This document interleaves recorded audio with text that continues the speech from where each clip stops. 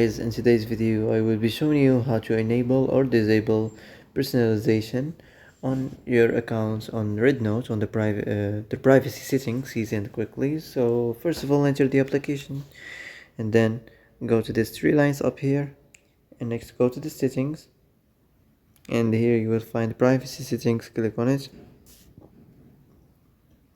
Then here you will find personalization options, and now as you see you can enable it just by click on it like this.